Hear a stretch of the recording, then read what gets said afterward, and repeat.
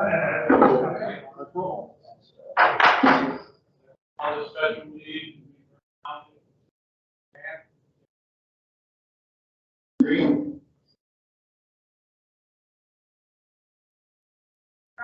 Here. Graham. Here. Colvin. Here. Blair. Here. McDonough. Here. O'Connor. Here. Schaefer. Here. I call a special meeting in Vernon Township, Durand City Council to order. Roll call, please. Clark. Yes. Edwards. Yes. Springs. Yes. Hannaford. Yes.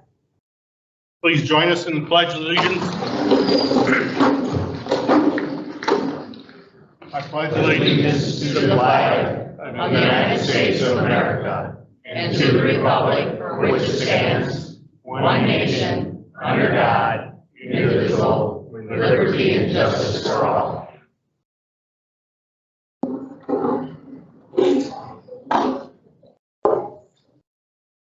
Okay. We good? All right.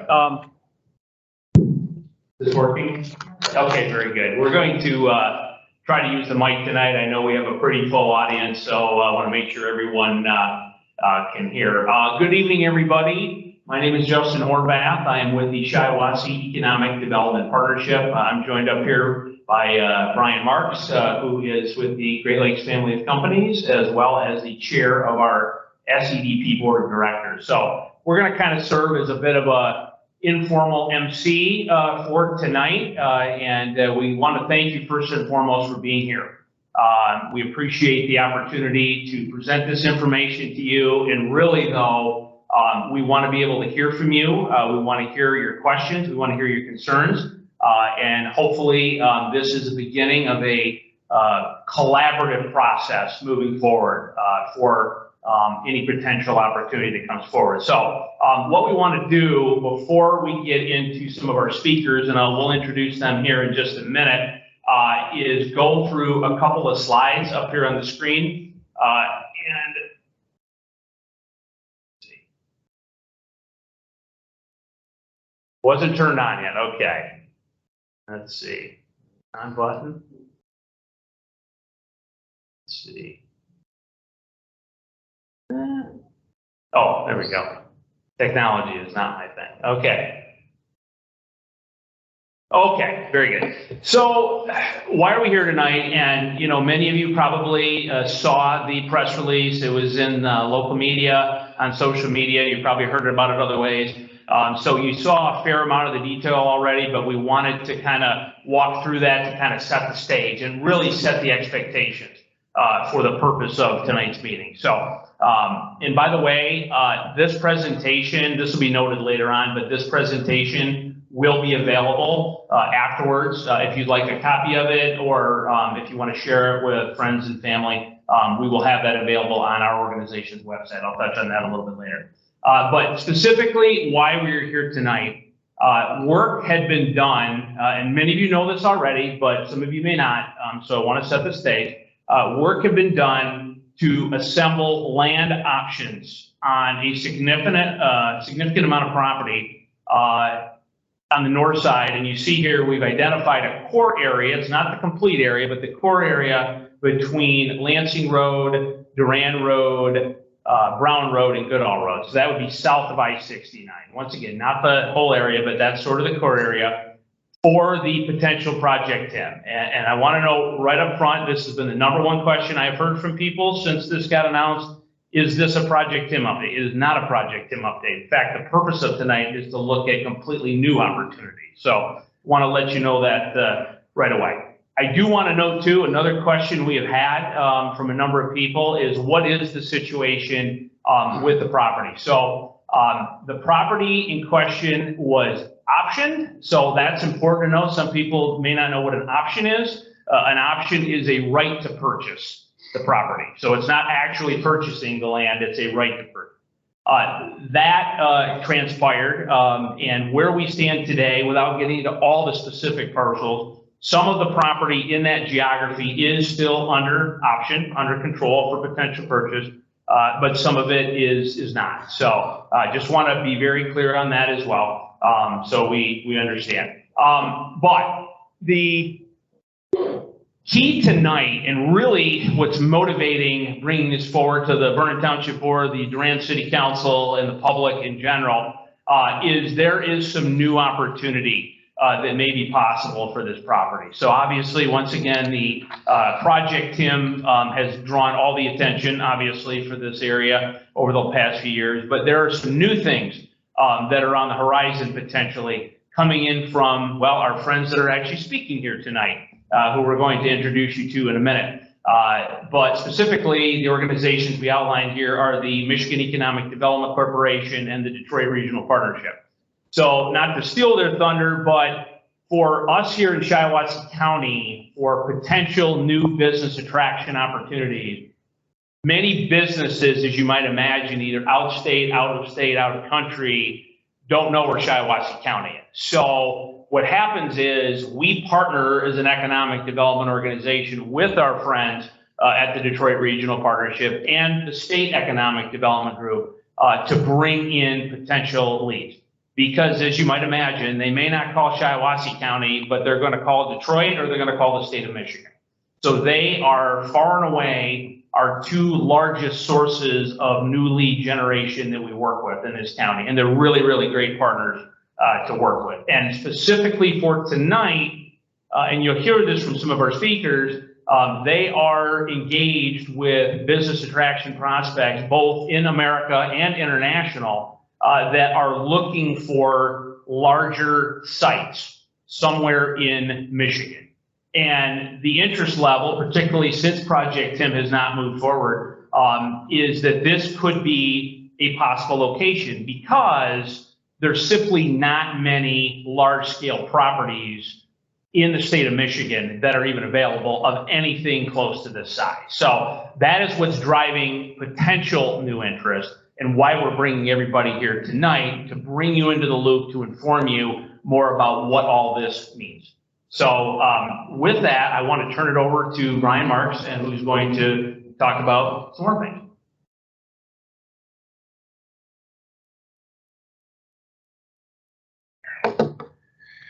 All right, so what is our goals tonight? Our goals tonight is to bring this panel to you to, provide you with the information, to tell you what kind of opportunities exist out there, what kind of opportunities they're seeing, the calls that come into Detroit, the calls that come into Michigan, both positive and negative.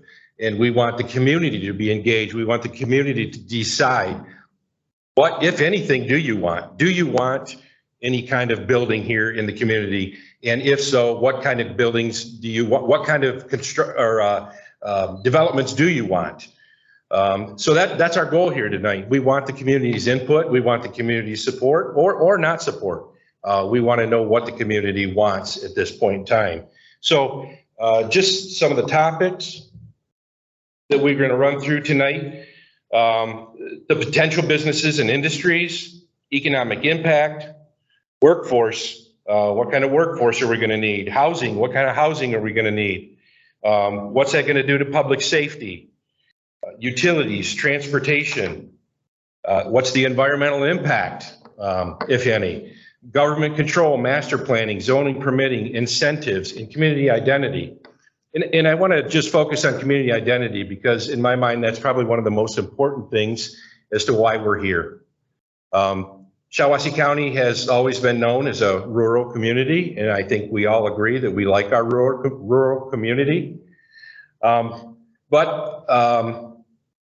As middle-aged and some of our older generations here, if you can remember not so long ago, we had a lot of thriving businesses here, thriving communities, and you see a lot of vacant buildings in our small towns and villages now. We've lost over 3,000 of population. We've had schools closed. We've had schools sold. And when you see the decline in the population in the schools, that's a decline in your community. We have a unique opportunity right now because of the property options that we have to right the ship and turn that around. So when we think about community identity, sure, we want to keep that rural community. I'm a business owner here. I'm fourth generation resident here. I live on a farm. I love my farm. I want to keep my farm. I love the rural community, but I also don't want to live in a decaying and stagnant community. So we have that opportunity to decide to turn that around, to bring that community back to the standards that some of us remember what we used to have.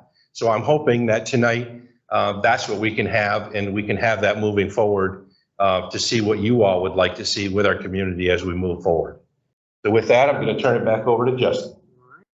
Thank you, Brian.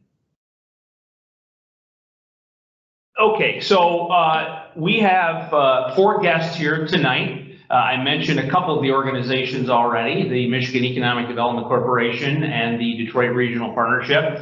We have Nicole Whitehead, who we work with on site readiness activities, and she'll talk more about that when she speaks. And then also Drew Coleman, who is the Director of U.S. and Foreign Direct Investment, so working on a number of business attraction projects on behalf of the MEDC. We have our friend Justin Robinson from the Detroit Regional Partnership. Shiawassee County is actually the northwest county in a 11-county sort of super regional partnership effort. And their sole job is to work to bring new business opportunities to the Detroit region, including Shiawassee County. So Justin is a senior VP for them. And the one I did not mention, Glenn Stevens. And Glenn, thank you for coming. Glenn is the executive director of Mich Auto, which is, I believe, the state's top organization that works on issues related to the automotive and mobility sector. And specifically, why we wanted Glenn tonight, we know what the impact of automotive is in this county, in this community, in this state. We know things are changing.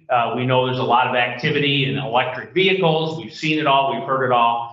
We wanted to be able to bring his perspective to see if that might be an industry that would be of interest to this community and possibly located here. So what we're going to do tonight, logistics-wise, is when I'm done talking, we're going to have the panel talk. They're going to introduce themselves. They're going to kind of give a little bit of an overview of who they are, their thoughts on the property.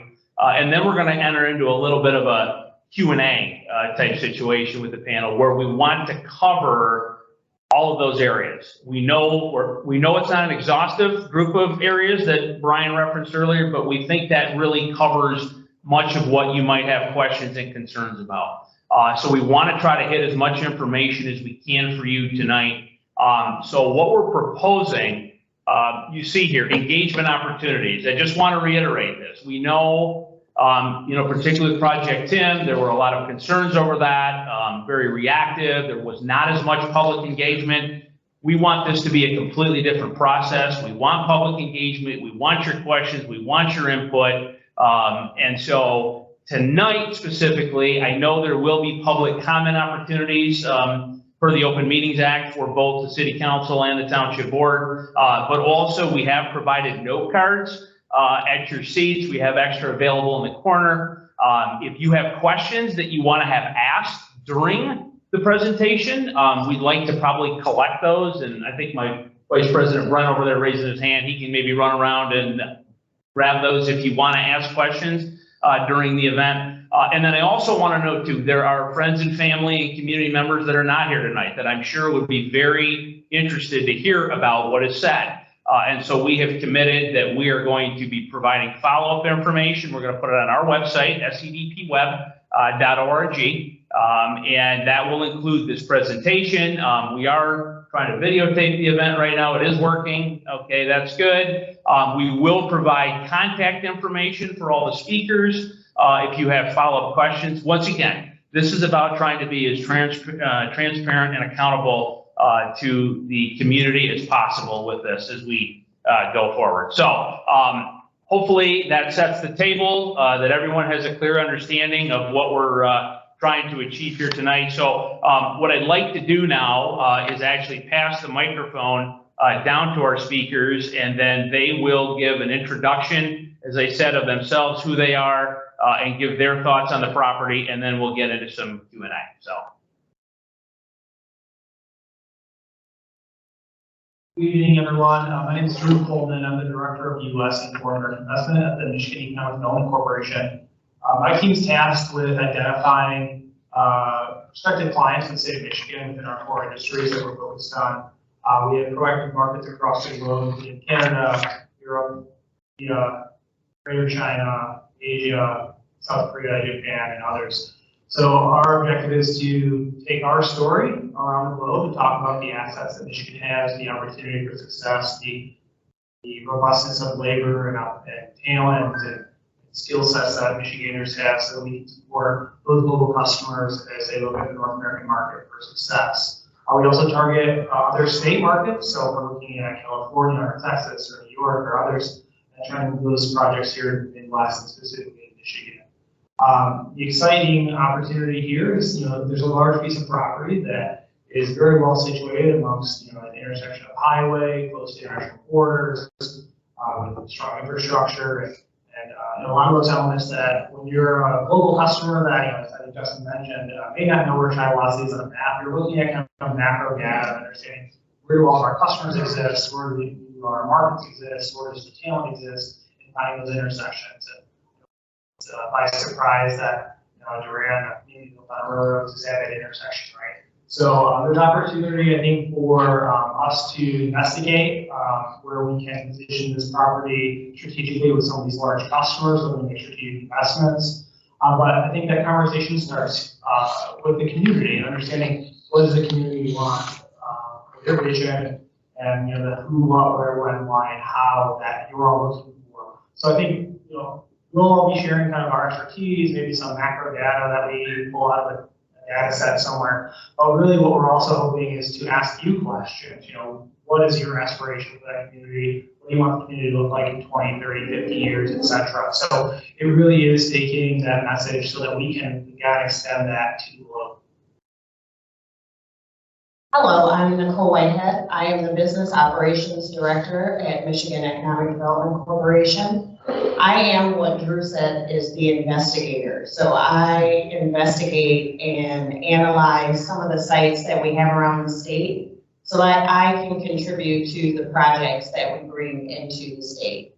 So my interest here tonight is similar to what Drew said, is to understand what does this community want to look like so that I have that messaging when we're communicating with some of the companies that are interested in Michigan.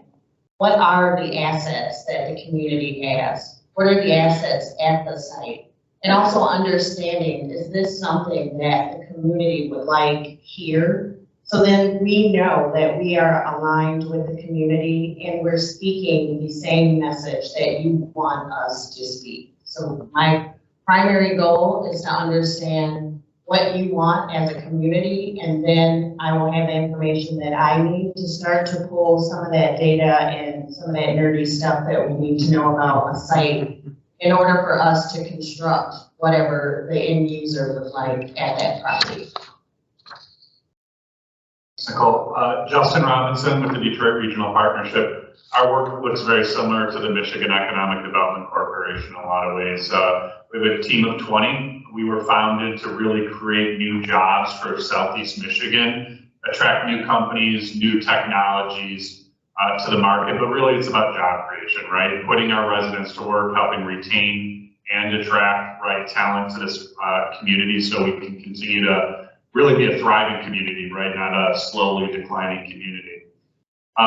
Some things we've observed. So last year we helped about 350 global companies and national companies explore Southeast Michigan for projects.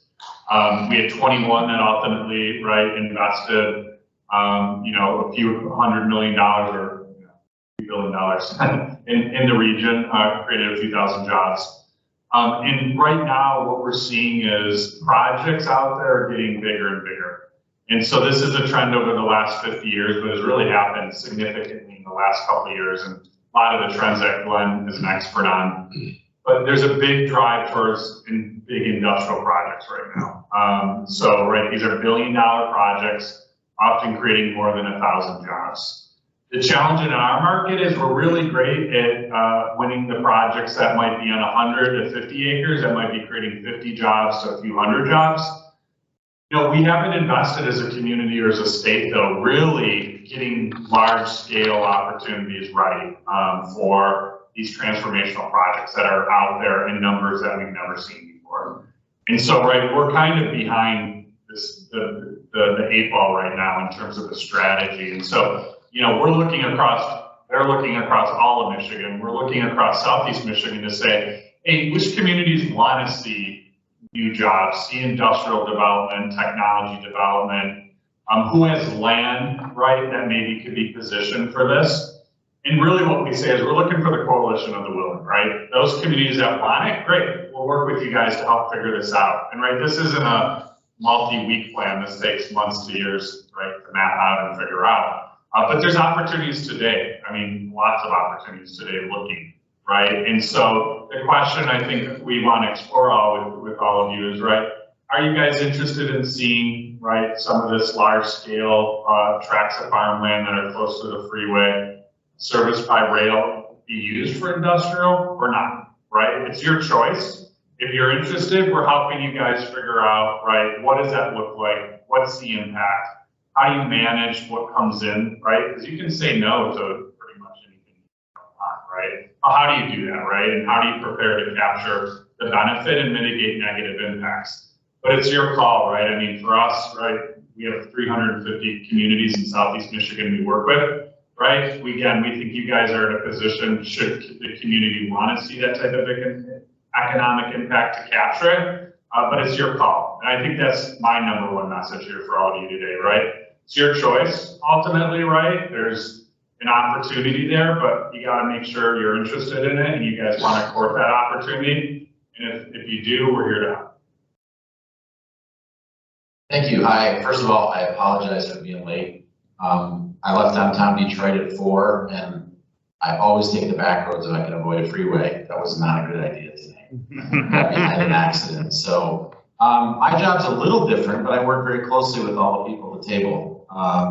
You are very fortunate to have, and I mean this, and I wouldn't say this, you didn't pay me to say this, one of the best economic development agencies in the state, period. And I work with every one of them. I'm from the UP, I grew up in Marquette. But my job today, after I got done trotting the globe a little bit, spending a lot of time in other states, all I focus on is Michigan. And my job is the economic future of Michigan. I focus on the auto industry, but we really work in the tech industry and the mobility industry because they're all blurred today. Everything is, as you know, we're all sitting with iPhones that are connected to buildings, which are connected to cars. More and more software proliferation. More and more electrification is happening. So what Mich Auto does, we're a private organization. We're funded by the industry, by education institutions, by the folks at the table here. What we're working on are what's the next opportunities? Where does Michigan's economy need to be next?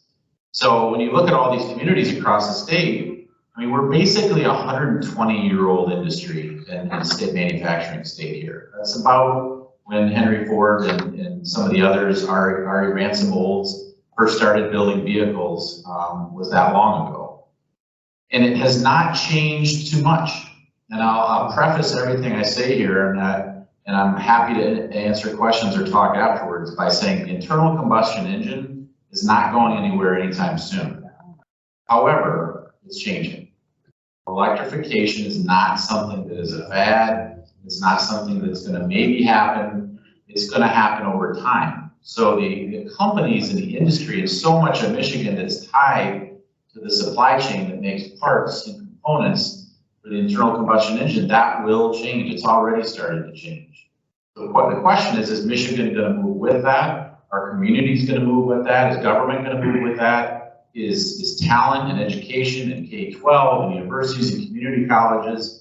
I met the folks from the diesel school here not too long ago, and I know that they're looking at where do the engine technologies go in their space. So what I'm here to do is just be a resource, because when I pulled up tonight, I was a little surprised, but then I thought not really, because I like this community. I love it. I'm here a lot. Justin knows this, and I am really impressed at how many people showed up, because you care, and you have to care. You have an opportunity, you're going to have multiple opportunities over the next couple of years.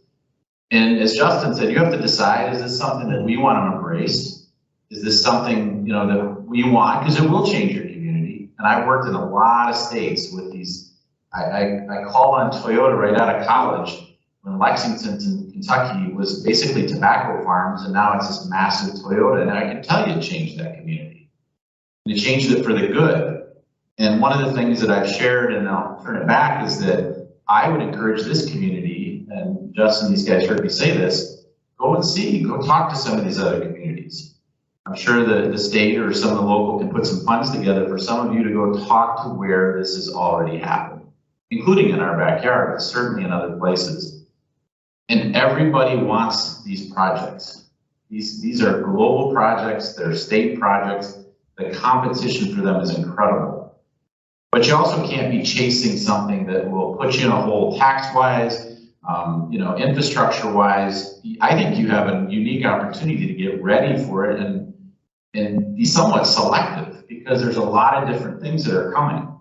And I'll leave you with this. It's not just cars that are being electrified, snowmobiles. I'm working on a project in Marquette right now around electrified snowmobiles and off-road ATVs. All these things are happening. So this region has an opportunity to look at what things are coming, maybe be a little bit selective and get ready for it if that's what you want.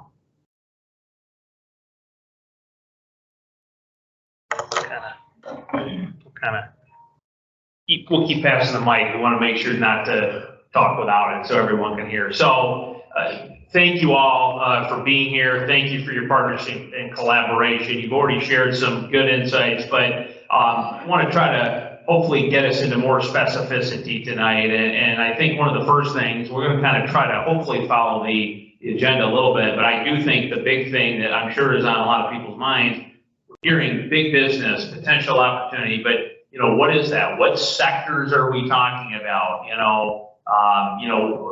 I heard job creation numbers, but what do the jobs look like? What are the pay of the job? What's sort of that demographic that, maybe not individual company information can be shared, but like, what do those projects look like? So. Yeah, I'll take a quick stab at it, Justin. I'm certain you can give a little more granular detail for the region. So just to mention, in the last few years, we've seen really exponential growth in the average size of some of these deals. We still have $10 million deals, $100 million deals, but we're seeing deals well eclipsing $1 billion in scale. With those, you're seeing anywhere from 1,000 to 4,000 jobs, depending on the industry and density of that manufacturing capacity.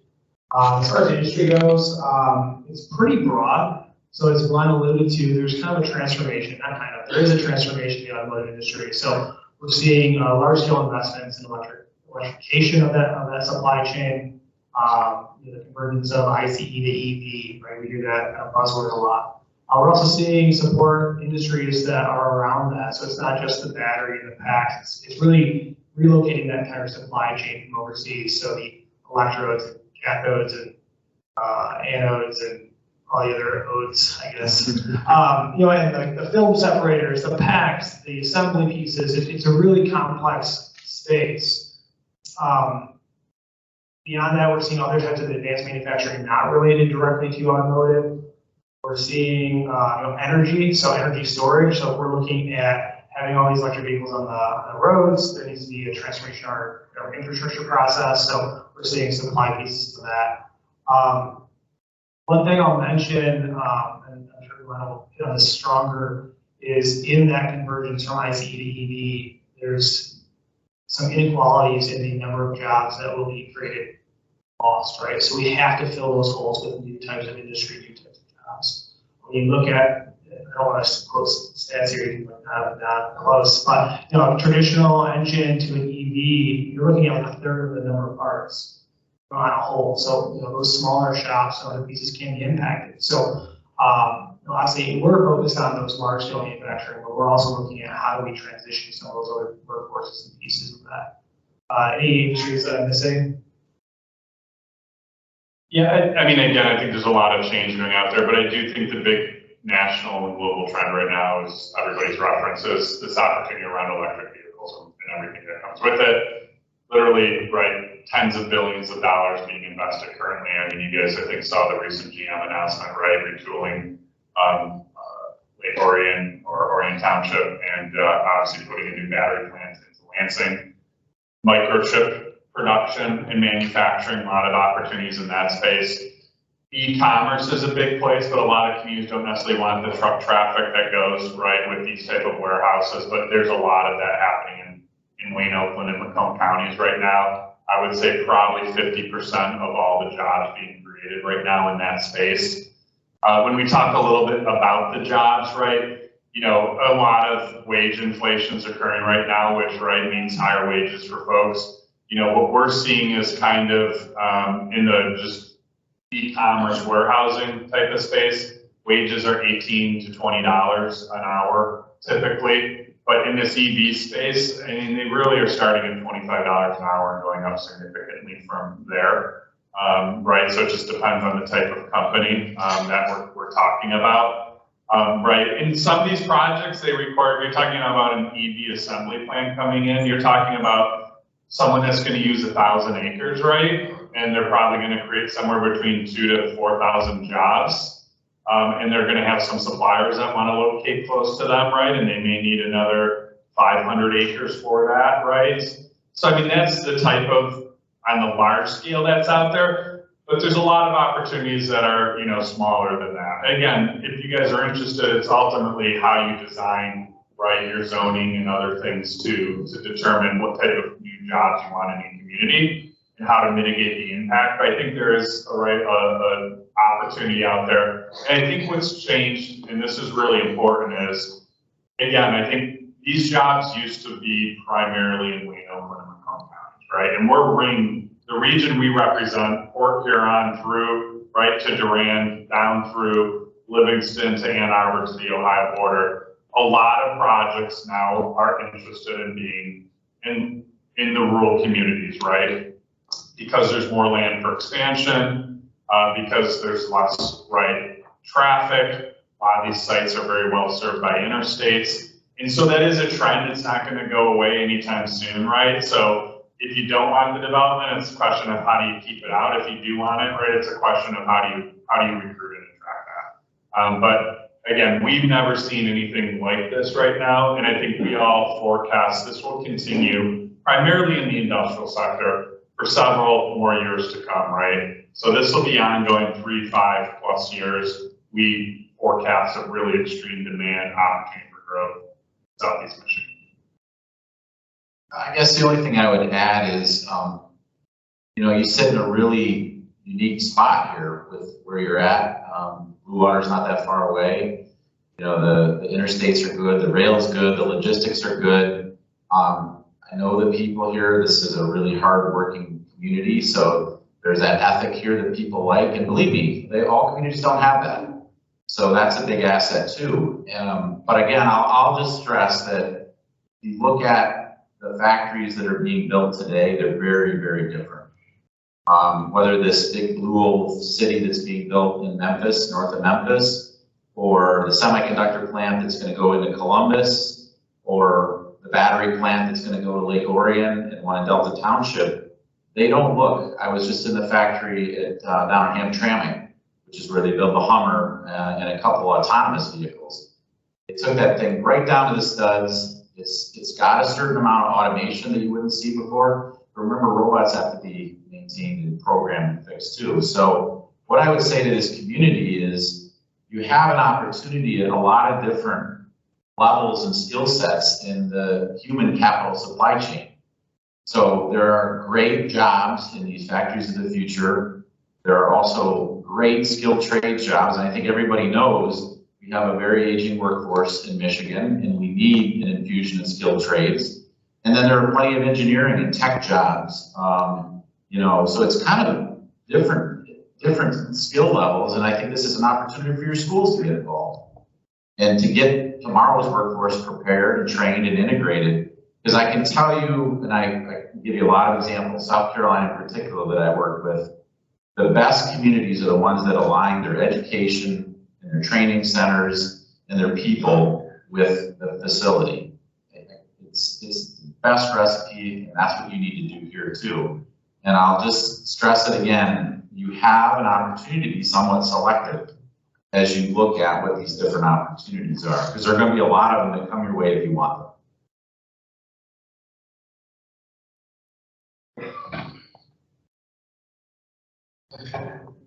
So with relation to economic impact, and I think I'll throw workforce in there too, you know, maybe you could just express to the group, you look at 2,000 to 4,000 people and that's a scary number, right?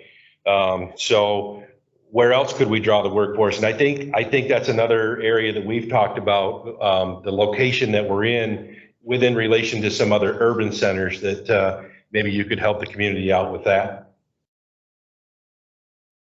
I'll quickly just mention on the workforce piece and economic impacts. Not only is it the direct piece, right, for these large investments, but you're looking at a shift in the community around it. So there's need for increase in hospitals capacity, which is creating jobs for nurses and other support staff. It's creating need for educational institutions by increasing that workforce. So there's direct and indirect impacts on these types of deals. And yeah, like the workforce piece, when started on it is really about identifying today's talents, both incumbent workers and upskilling them, but then the student populations.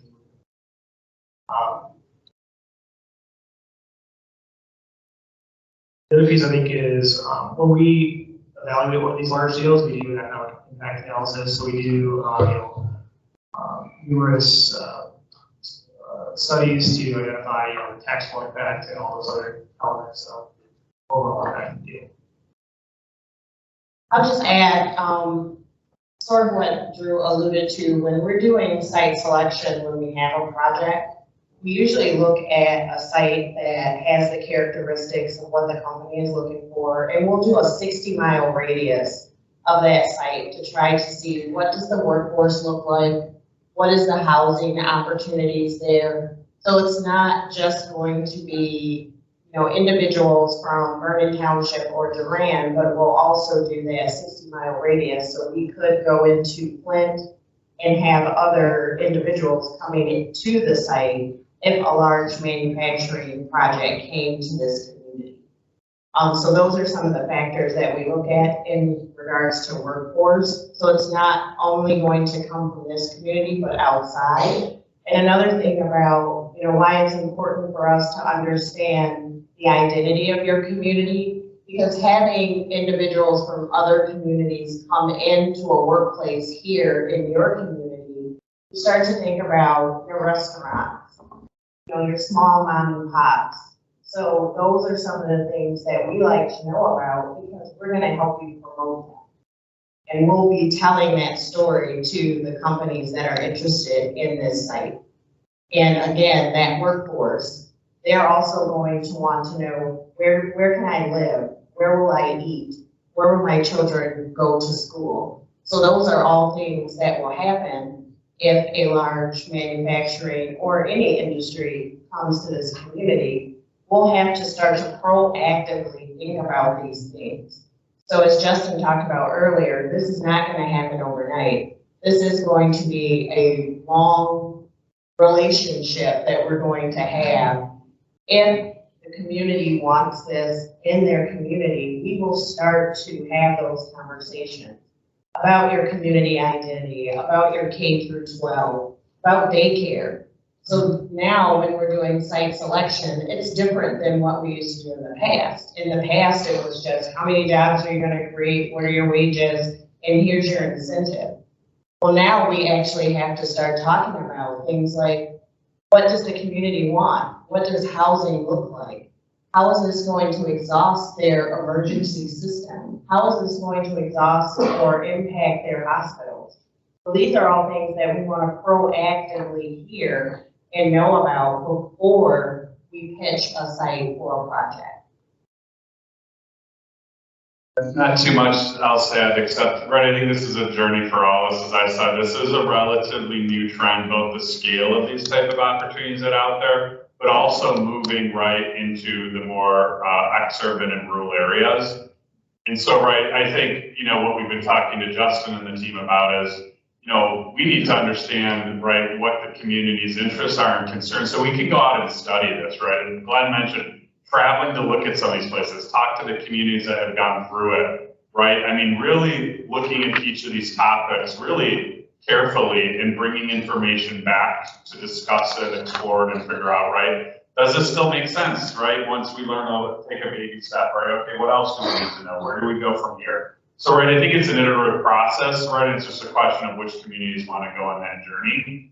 I do think as you look at the workforce piece of it, right? I mean, I think it was mentioned, you guys sit at the center of really 4 relatively large populations, right? Definitely the northern edge, right, of the Oakland, Macomb area, right? You got Lansing west, you got Saginaw to the north, and you got Flint to the east, plus all the people that live in the community, right, that sits in the middle. So there is a great draw here. You know, I don't know what the numbers are. If you look at just at the interchange here at 69, how many tens of thousands of vehicles pass by a day, right? There's already a lot of people driving through for jobs. A lot of you probably travel for jobs, right? I think part of it is we look at and understand, you know, if a company came here and created 1,000 jobs, we could really start to look at what type of impact is. I mean, how many visits to the local, right, grocery stores that generate, to local restaurants, right? What is increased traffic on the roads? Those are all things that can be studied and brought back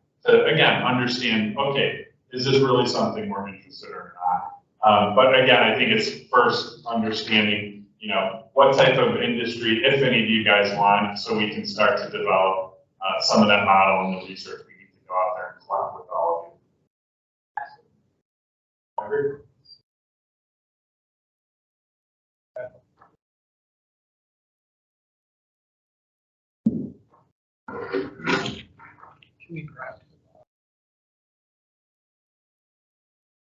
Okay, but Drew is inquiring if you want to get down to the community identity piece?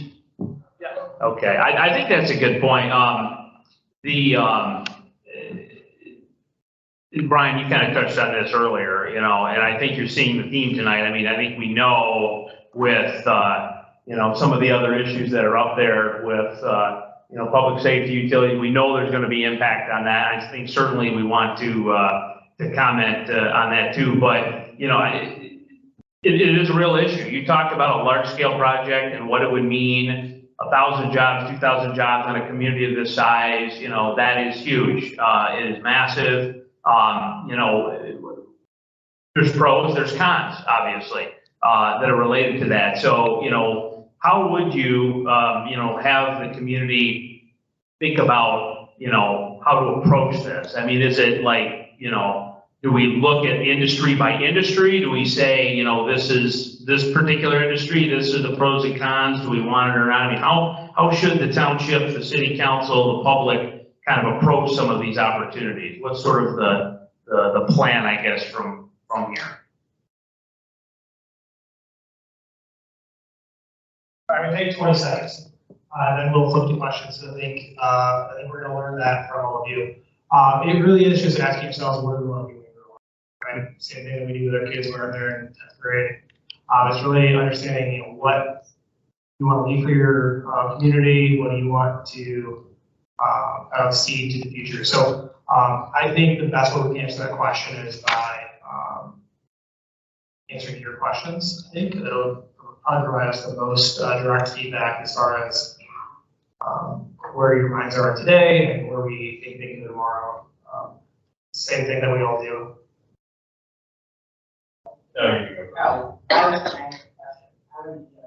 Just I guess one other thing. You know, just I think important too is the community gets to control what happens, right? And there's ways you do that. So I studied urban planning, that's kind of my background, right? So where do you want development to go and where don't you, right? That's one of the first questions you have to ask yourself. Do you want that development, right? If you want it in places, what is the type of development you want, right? And then it's putting in place the zoning and the ordinances that allow for that, right? That's designed as a community. You know, I think there can be some protocol design when a project comes forward, right? How's the local officials informed about it? You know, how do they weigh in on it and decide if this is a fit for them or not, right? If it's not, they can choose, especially when you control the site, right? You can choose to submit that for a project or not, right? Again, I think the key is if there are folks that are interested and want to see this, right? There's processes and controls you can design that really keep you at the center of deciding ultimately what this community looks like and the type of activity you want here or not, right? And again, it doesn't happen overnight. This would take, you know, months of participation and discussion to figure out putting with, right, all the government partners and community partners in place, a process for managing that. It isn't said, you know, we're interested in it's here tomorrow type of thing. I have one question, yeah. I think there's another.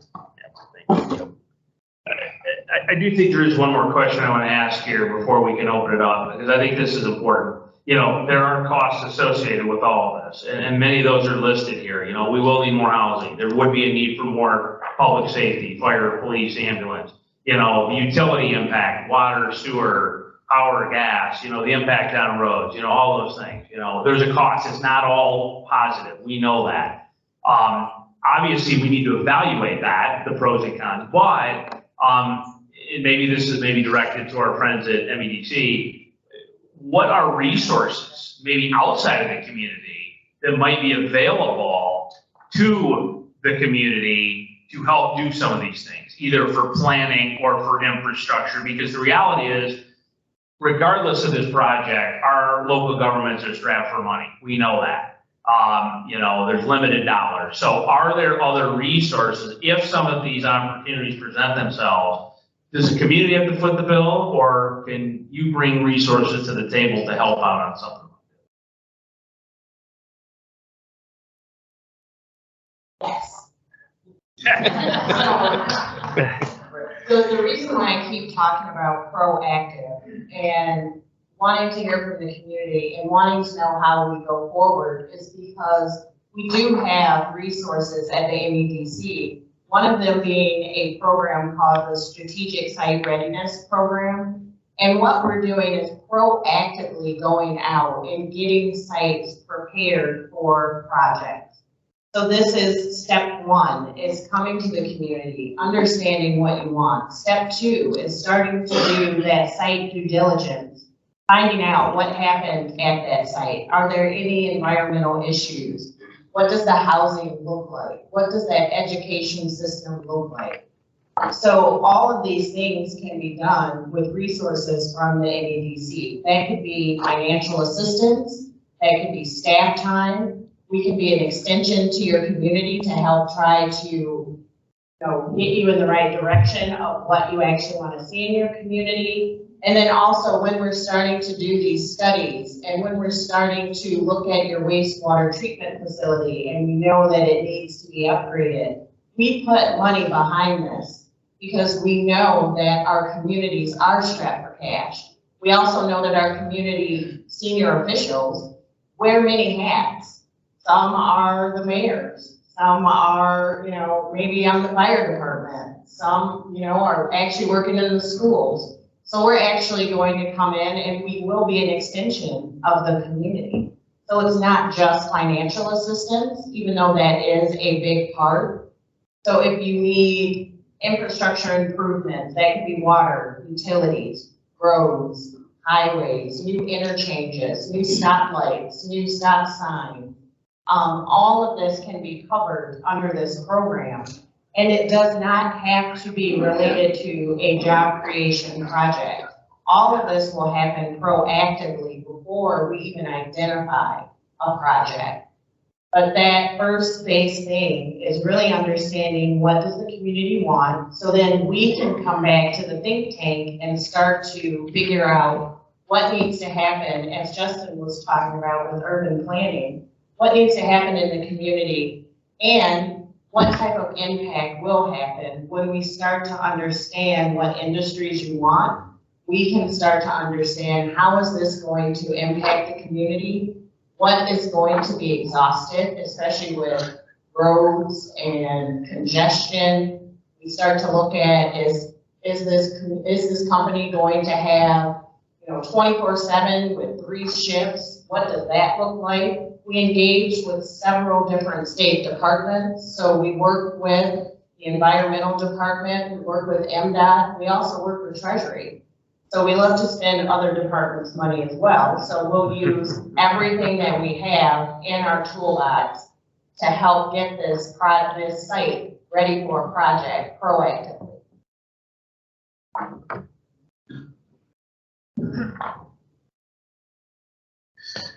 So I hope that gives you just a little bit of an overview of this, and we'd like to turn it over to the public and let the public ask some questions to the panel or anybody up here for that matter, and get your thoughts.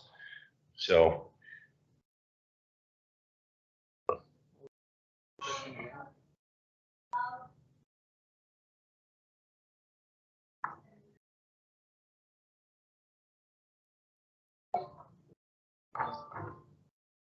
In Michigan, we have approximately 300 Chinese-owned businesses, of the several tens of thousands of businesses across the state. In Michigan, over the last 5 years, we've seen about $11.8 billion in foreign investment from approximately 1,485 different firms. The majority of those firms are from the European market, it's a really strong Japanese market, South Korean market, Indian, Canadian, et cetera. So we have a really robust and diverse manufacturing core within the state. So I appreciate that question. We do due diligence on all of our investors. If it's a Michigan-based business or a globally based business, we do background checks and social securities and all those other things that's required to make sure that if we're partnering with a business to grow here, that we are being stewards of our state dollars. And whenever we put together a package of support, there's milestones attached to those. So if a business, there's been examples of domestic and global businesses that make all these large promises and don't follow through. So if that were ever to happen, we have mechanisms in place to secure the funds that we've put in place to support.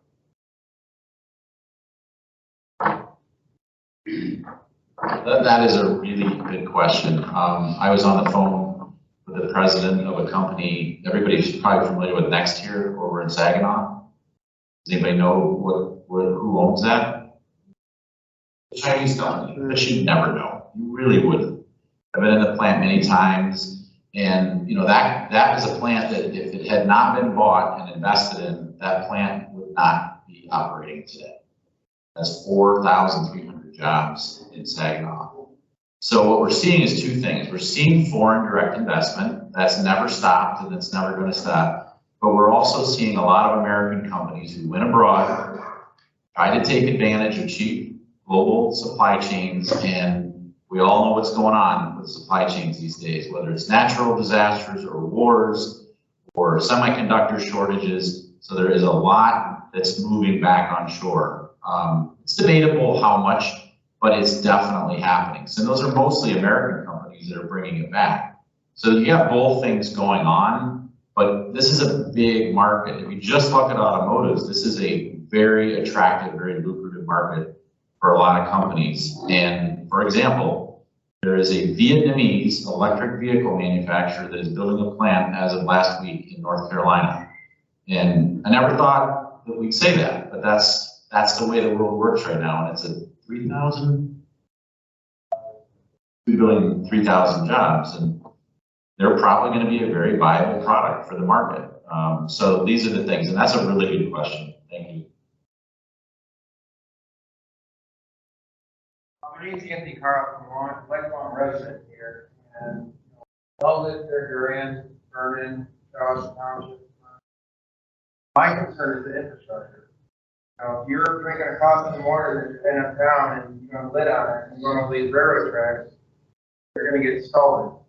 If you're going down Lansing Road, heading west towards Perry, you're going to occupy Earth, and be out. Our infrastructure here is not good. That's what concerns me. We have a water treatment plant at the city of Durand that can't keep up with the flow of a rainstorm. And yet we have a proposed project of housing development going in on Reed Road, which is a dirt road, but there's no hydrants, there's no water out there, there's nothing. So I would like to see some infrastructure for something, because we have to be proactive instead of reactive. I'm all for jobs, but we got to take care of what we have here first, and then move forward. Thank you. That's a great comment, and that is exactly what the Strategic Site Readiness Program wants to do. So, for instance, if we come in and we want to improve that mega site that you have here in Durand and Vernon, we will use our dollars to improve the infrastructure. Because that is something that we can do before we have a project. And before we even start to promote the site for some of these large projects, we have to make the community basically upgrade everything so that it is competitive to some of the sites that we are competing against in the southern states. As Justin talked about earlier, we are way behind the ball in a lot of southern states. They have started getting sites ready for projects probably 10 years ago. I know a lot of you probably heard how we missed out on the Ford project. Well, that's because that state started getting their sites ready about 10 to 11 years ago. So that's why we are now getting proactive in getting the site, not only the site prepared, but the community as well. And that does involve getting the streets upgraded, possibly getting the interchanges upgraded on the expressways and the highways. And again, like I talked about earlier, that could be updating street lights, stop signs, so everything from your utilities, that's electric, that's water, that's discharge, that's your sewer. So it's everything. We want to be able to get that upgraded so that when a project does come, number one, your community is very competitive and your community looks better than everybody else's so that that company says, yes, I want to be there.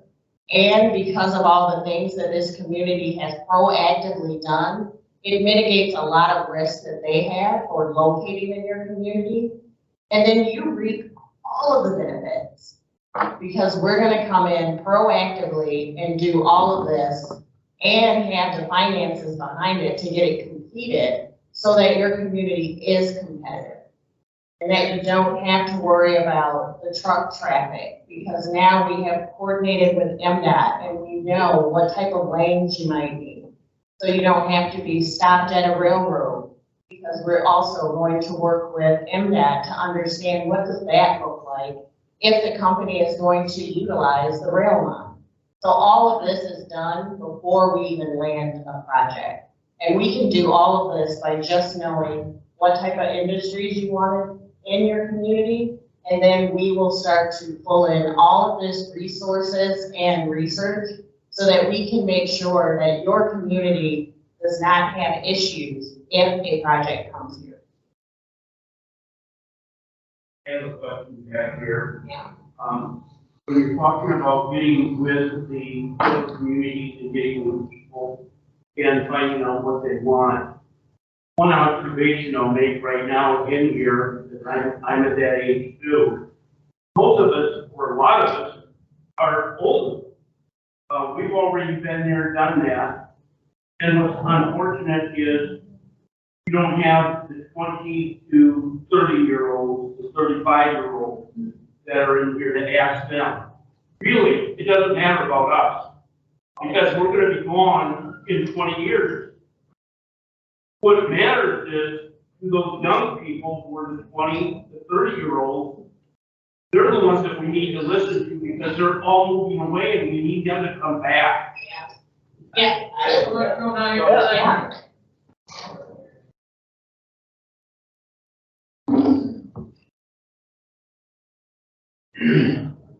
Sorry to jump in, but I think I'm the only one up here under 30. I might be the only one under 40. I don't know how, Brian, sorry. Okay, well, I'm one of two under 40. So your question really hits home for me because I grew up here. I went to college in Ann Arbor and I moved back. And I moved back for a reason, and it wasn't to live 7 blocks from a giant industrial site. So, I mean, I don't speak for everyone, of course. I don't speak for every young person in town, but I know why I moved here, and it's not for a huge project. So, I hope that answers your question from my perspective, at least.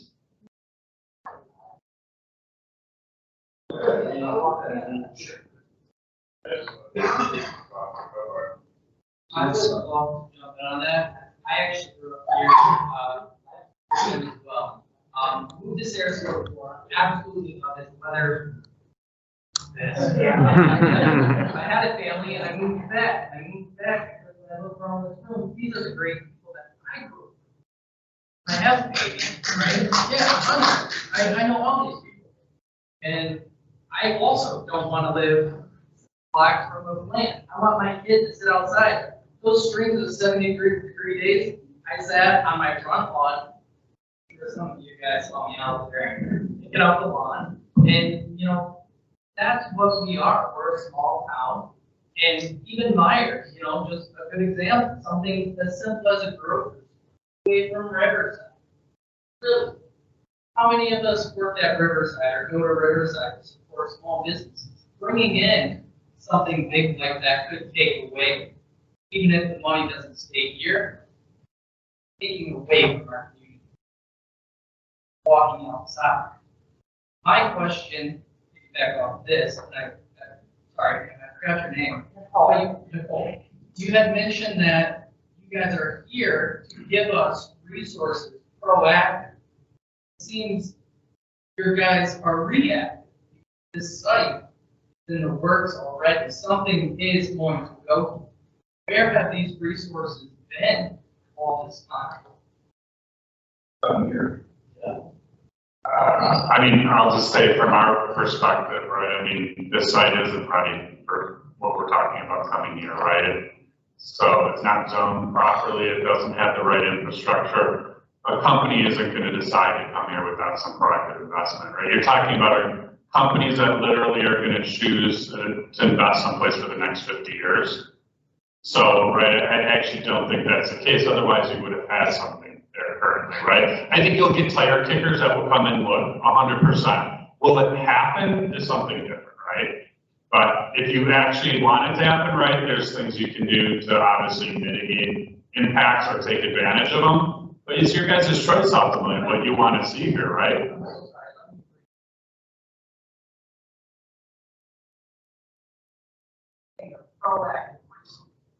Like we said, it just really, this process, this change where the industry is looking for this scale of opportunity in this type of land, it's new, and looking into the ex-urban and rural areas, it's a new trend, right? And that's what we're trying to position Michigan for, right, for the future. So this is a pretty new activity that's taking place. Well, I'll be blunt. So the state, we did need to invest it in preparing communities and preparing these sites, or just preparing communities in the infrastructure. Did, okay? Governor Snyder, we worked very closely with him, and there were a lot of good changes made. You know, politics out of it. Governor Whitmer's administration is looking, do communities have broadband? You know, do they have, because that broadband is one part of infrastructure, water is another, roads another. But the other thing I want to underscore is that this is not a only option that Owasso should be looking at, Durand should be looking at. I sat and had breakfast with Justin and Ben Frederick right before Christmas in a diner downtown, and we talked about what can grow here. If this community is not looking how to grow technology jobs, because every skill, every job classification requires more and more digital skills.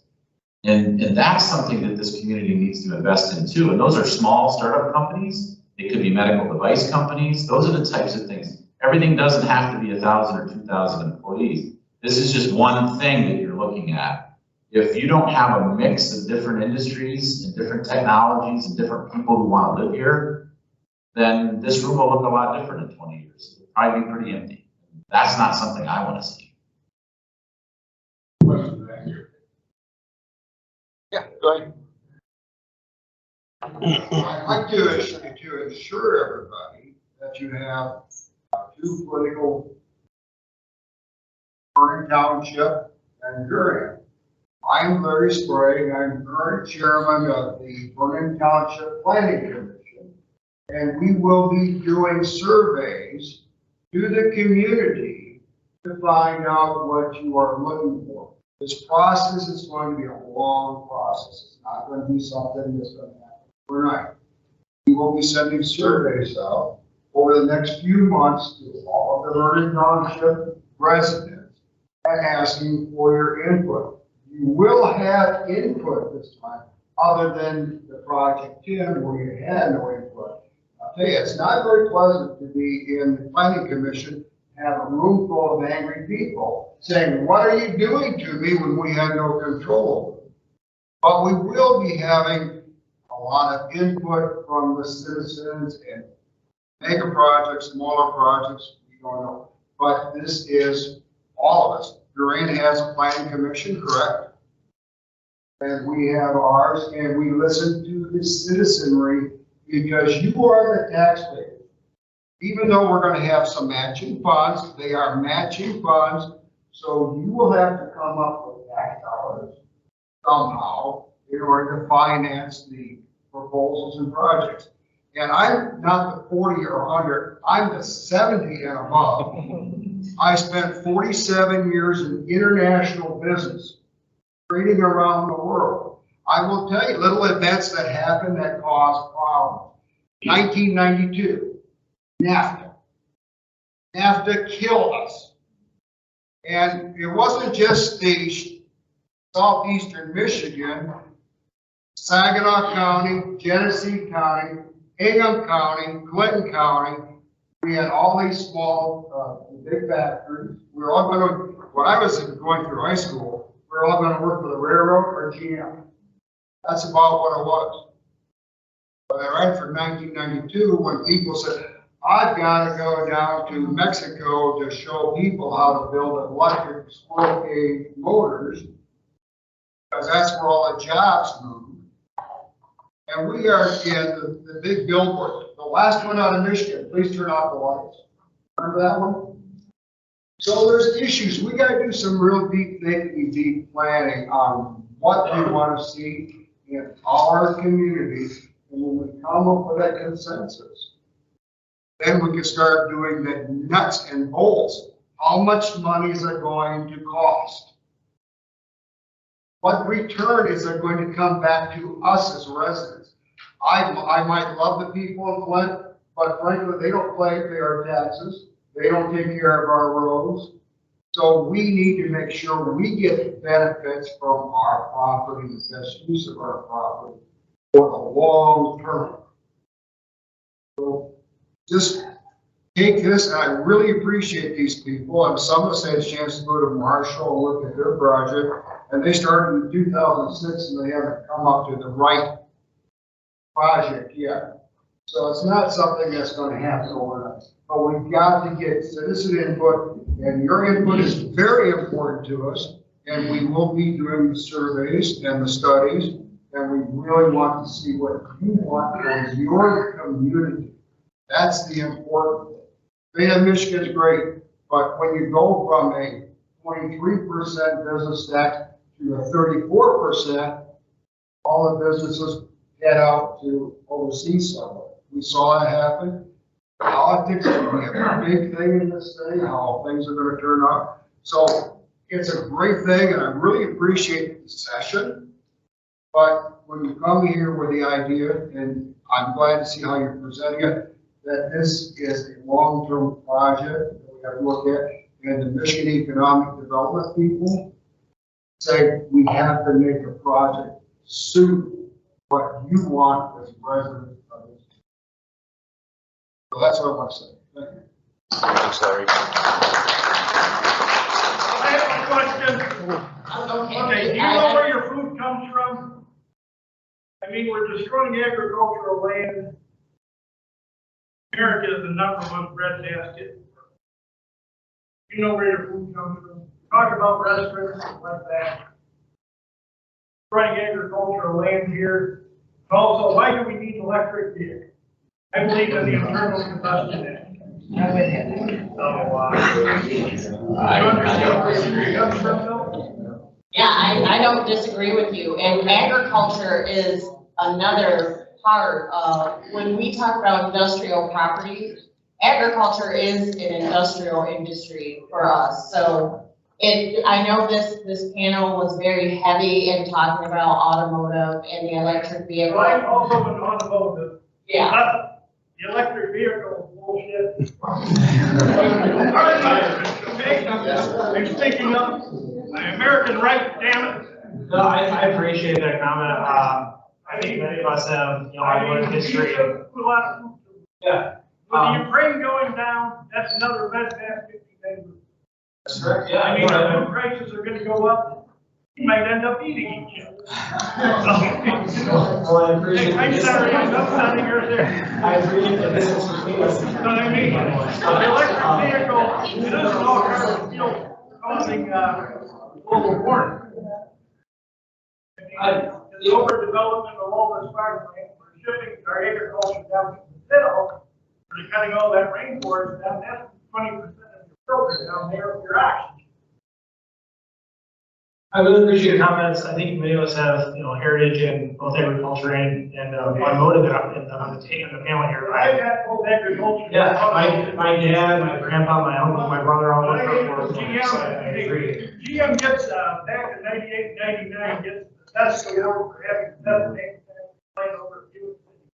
Really do pack it up and send it to China. Very sick of what they did there. And then, Kraut's taking over Chrysler in 98 too. So I mean, I feel we don't have any more American input into I can appreciate, I appreciate the concerns. I don't think we're gonna cover all this today. Yeah, thanks so much. I promise this. We're gonna take 15-minute break or 10-minute break. We'll get back to this.